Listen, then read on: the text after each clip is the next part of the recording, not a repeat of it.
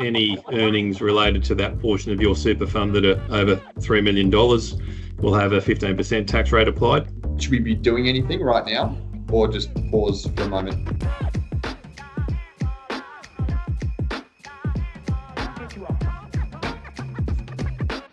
So, Christian, Div 296, bit of a hot topic at the moment with the Labor government getting in. Could you just give us a quick sort of definition of the new tax ruling that they're proposing? The policy intent behind it is to sort of bring back some sanity to the tax concessions that are applied to the super environment.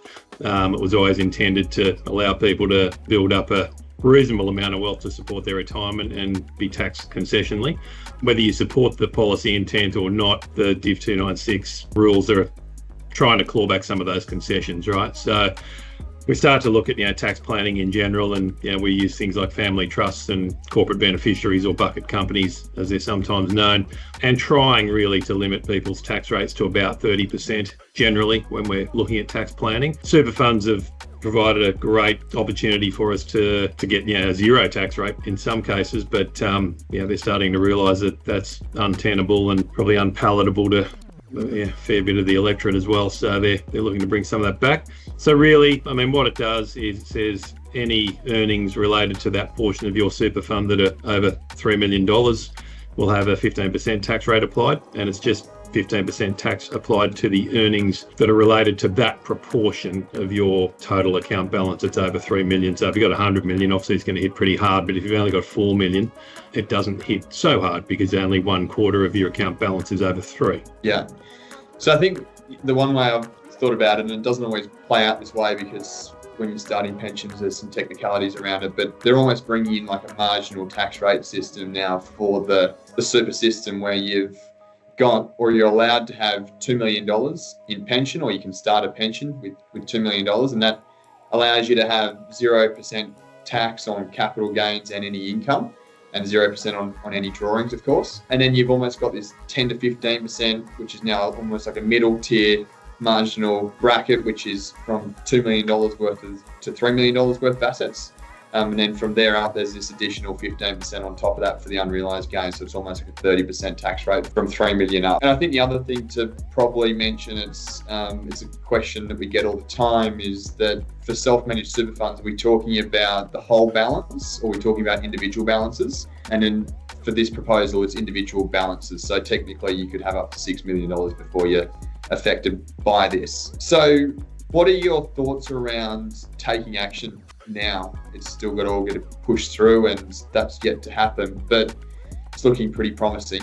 Should we be doing anything right now, or just pause for a moment? There's certainly a lot of media around the start date being 1 July 25, whether that means you need to do something before then or not. And in reality, I've had a pretty good think about it and done some modelling and tried to think about different client situations that we've got. And I think every time I look at the modelling, I pretty well land on there's no need to panic at this point in time. The first measurement point really is 30 June 26. If you're under 3 million on 30 June 26, you're not in Div 296 territory. If you're over it, you are in the territory, but you're only in the territory for that proportion of your account balance that's over 3 million. So people start to think about, do I need to withdraw money from super or sell any assets or what? And look, if you want to stay under the 3 million, then obviously you need to do it, but you don't need to do it by 30 June 25. You need to do it by 30 June 26. So there's no need to panic. Really, I think there's a good opportunity here for us to be working with our clients that are in that zone of being close to 3 million or over 3 million, and having a look at their asset mix and having a look at their situation in life and determining whether they should sell anything down or not, because selling down actually crystallises capital gains, which in a way is what the government would probably like you to do. You actually crystallise a gain, you pay some tax, and then it's a question of where do you put the money after you withdraw it. There's certainly some thoughts around keep it in your own name, or you can put it in a family trust, you can put it in a bucket company. And then there's another line of thought where it can start to trigger some early inheritance type stuff, where you start to give to your children, friends or family or charities or whatever it may be. But I think selling down crystallises CGT, which the government would like.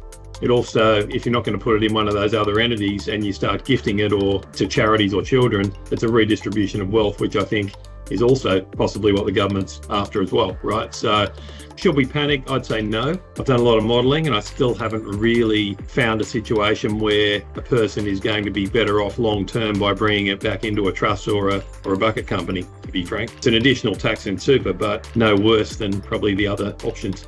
It's a good point, and I think it's a bit of a shame because I think it just sort of clouds how good super is, and it puts takes away a bit of trust in the system. And something that we always get from clients is, should we add more money to super, knowing that they're always tinkering with the edges and making changes? And my answer to that is generally along the lines of the government still wants to incentivise people to look after their own retirement.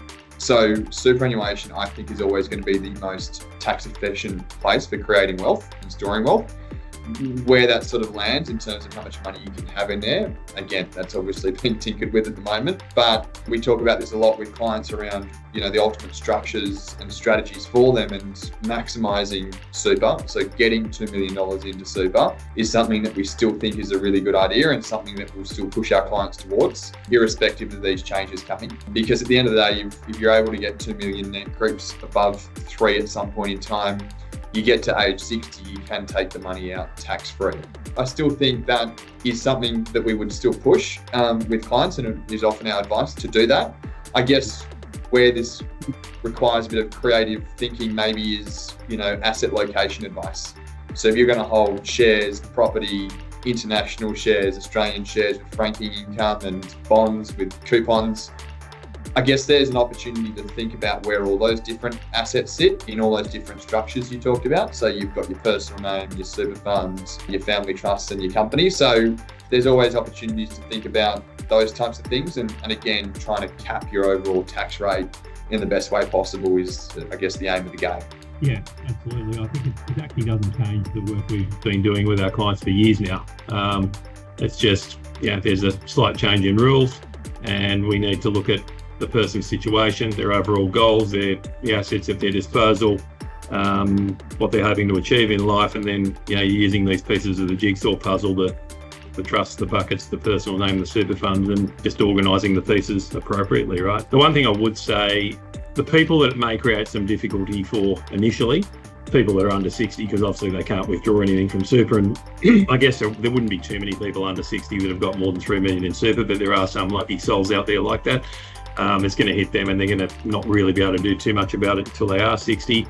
The other one that I probably have a bit more of a concern for are people with the lumpy assets in there. They might have farms in there, big commercial properties. If it's a single asset and it's lumpy, that can be difficult. Some are above the 3 million with multiple properties, and that's not so bad because they can just sell one of the properties maybe. But there are some in there where you've got some peculiar assets, probably unusual ones, but within our client base, I can think of a few examples. So we'll have to do some work with them to address that. But overall, I'd say the message is not to panic. There's really no need to. 30 June 26 is when you've really got to get the house in order.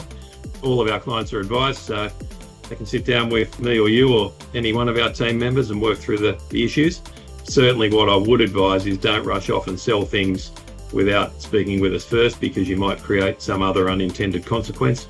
This one, whilst not as good as the current scenario, obviously it's a new tax, so it's clearly not as good as the current situation, but it's not really too bad, to be honest, and I don't think it's any worse than any of the alternatives.